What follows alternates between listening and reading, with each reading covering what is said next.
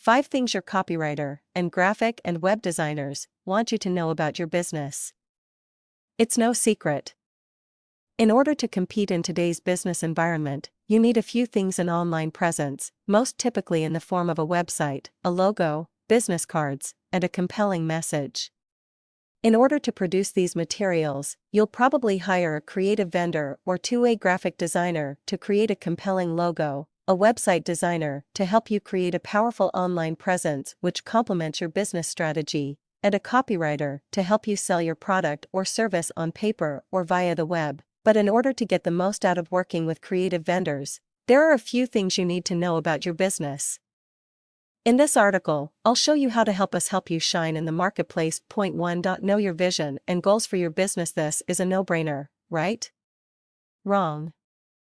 I can't tell you how frequently I, and creative freelancers I know, work with clients who go into business without any clear idea of what their business is or what goals they want that business to achieve. Like most experienced freelancers, Laura Sultan, owner of Atlanta-based Paramaya Web Consulting, asks clients to complete a detailed questionnaire about their business before beginning work on their website.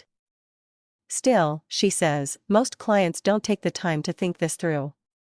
Unfortunately, many clients have vague business goals, Sultan says, and they seem to make as little effort as possible when answering our questions.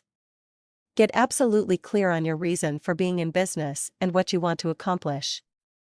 It's your clearly stated vision and goals, not a flashy website, brilliant graphic design, or fancy copywriting that will make your business successful. Point 2. Know how you want to be known in the marketplace. What sets you apart from your competition? How do you want to position yourself in the marketplace? While most good, reputable, and professional freelancers will ask you detailed questions to unearth key differentiators between you and your competitors, it is ultimately your job to research the competition and figure out what makes you different. Without this vital information, you'll just end up looking and sounding like what you want to avoid everybody else. Point 3. Know your budget and how it relates to your long-term goals for a project. Realistically determine how much money you have and are willing to spend on marketing your business. Lauren Lacey, an Atlanta-based graphic designer and owner of Miss Lacey Studios, says it's particularly frustrating to have a productive meeting with a client, only to have them disappear. Lacey says it's generally because she has no money, and is too prideful to admit they cannot afford your services, and do not want to work out a payment plan. And while we're at it, let's set the record straight on how much is too much to pay for freelance creative services.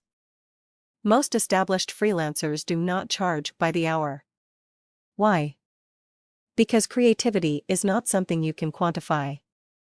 The creative process is fluid and involves time for consultation with you, the client, concepting, coming up with ideas, creating the material, and revising that material to meet the client's specifications. Most freelancers will provide a flat rate for their services, which already takes into account the time allotted for these things. Be realistic and upfront with your vendor about your budget, and if price is a real issue, let them know. They may gladly work out alternative solutions. Point 4. Know the benefit of hiring a professional versus a friend or relative. As a business owner, you hired a creative vendor because you're too busy or don't have the training or skills to provide those services yourself. Once you've done your research into your vendor's background, trust him or her to do the job you hired them to do. Havana Nguyen, graphic designer and owner of Cocorographics.com, says, clients sometimes ignore your expertise and just use my advice as a vehicle to design it themselves. As a copywriter, I have had clients who had a friend/colleague/relative who majored in English critique and in some cases, rewrite my copy. Copywriting and English composition are two completely different skill sets.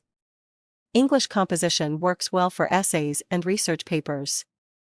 Copywriting is selling a product or service on paper. The same writing which would earn me an F in English composition would work darn well in a sales letter, website, or some other type of sales writing. Point 5. Have confidence in your idea and business. In working with clients, I've come to believe that often, it's not a poor product or service which hinders a business success, it's fear.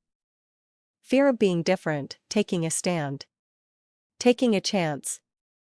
In fact, I once worked with a client who couldn't make decisions about her own business because she was too focused on her competition, Study your competitors long enough to see what they do. See what works for them. Then do your own thing. You are the only person who is uniquely qualified to run your business. Sure, other people could do it, but not like you can. Have a vision, develop a plan, execute your strategy, and when you're ready to launch, you'll find a number of creative, capable, and willing freelancers who are available and willing to help.